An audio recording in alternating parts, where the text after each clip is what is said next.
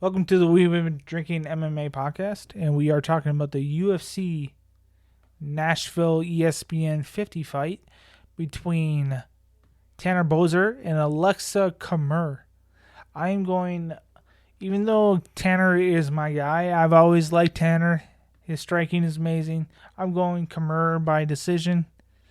And there's a couple of reasons behind that, but I'm going to let my man Ro talk about this right now.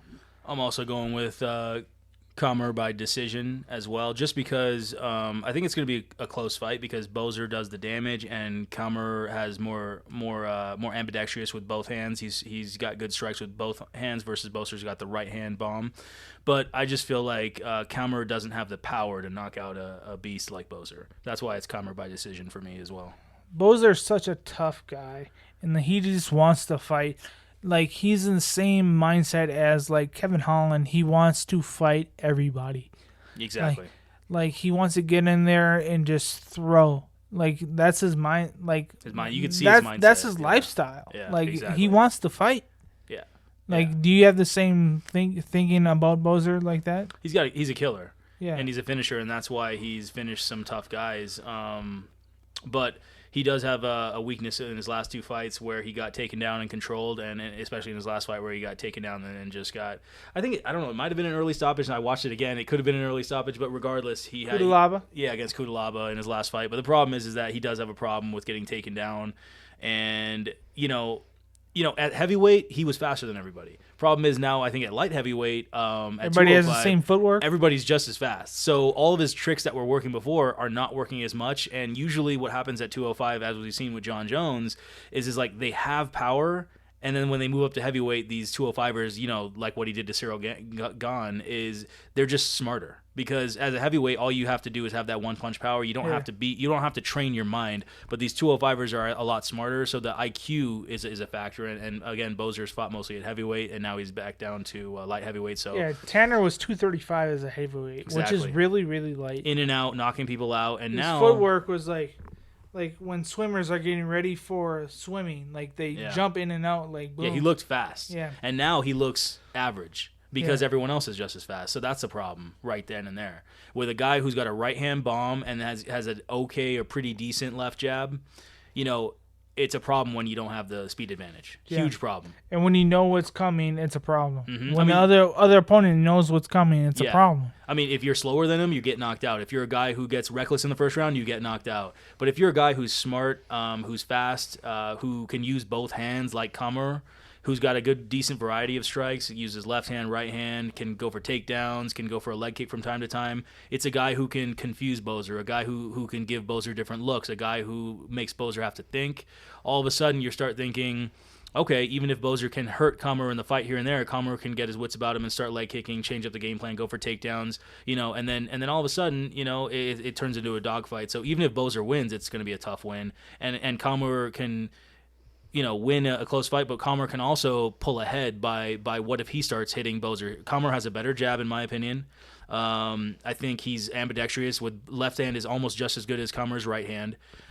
So that's something where he can hit Bozer from different angles. He's he's almost just as fast.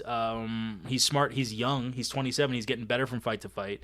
And these are all the reasons why Camur by decision makes a lot of sense. The only thing is that Camur doesn't have like that power, the experience or the power to really put an experienced boss like Bozer. Plus, away. I don't think. Let me check his schedule or his last fights. Did he fight anybody at all? Well, I mean, he fought William Knight, who he lost a decision to, and he was getting kind of just taken down a lot. His experience level against top tier guys. Like, I'm not saying Tanner's a guy top tier guy, but Tanner's no joke. Resume for resume, it looks like a 50-50 fight, and it makes sense that Bozer is a slight favorite, a minus 160 to make 100. Tanner, it's a dogger pass. I changed my if you want to bet this, which I don't think I'm gonna stay away from this fight in general. That's fine. But if you want to bet this in general, just go dogger pass. Be a parlay piece and just go dogger pass. Yeah. I mean, Yeah, I don't know if I would put this on the parlay just because the problem is that Camur is maybe slightly inexperienced. He hasn't fought anyone on Boser's level. So the problem is that what if Bozer teaches him a lesson and like TKOs him in the third because Camur, makes some fundamental errors because Camur is coming off he's 0-2 as well in his last, he's 0-2 in his last 2 fights. Bozer's 0-2 in his tough. last 2. He can throw. Yeah. Like, this might be a phone booth fight where it'd be a first round, I think this could easily fight. be a fight of the night as far as damage, as far as, like trading. Yeah. Phone booth trading. Like, Yeah. this is the type of fight where you go, shit, maybe I shouldn't have bet on it. And definitely for a parlay, it makes more sense to kind of maybe stay away from this particular fight on a parlay even. So, because we don't know. Yeah. Like, if you have a different type of scenario where Yes. I'm going to bet this guy, bet him. If Camur did a little bit more damage, I would bet him going the distance. Yeah. Just because I know he can keep Bozer off him. But if you're not doing enough damage, you can't keep a beast like Bozer off you. Bozer if you can like take down people and you have power against Tanner Bozer in general, I think you're gonna have so much. Yeah, then we would go problem. Camur money line then, because Yeah, then Camur could very maybe easily. take him down and ground and pound him, and he could finish him in different But, ways. But that's not the case here. it's not the case here. No. And then if you look at the stats, Bozer has a 1.5 reach advantage, 1 inch height advantage for Bozer. Strike count is pretty similar. It's around 4 for each guy. Tanner's my guy, though. Yeah. So I've always liked Tanner. stats wise, Bozer I'm has. so happy he's fighting. I can't wait for this fight. How about this? Bozer's never been in a boring fight. No. Like, never.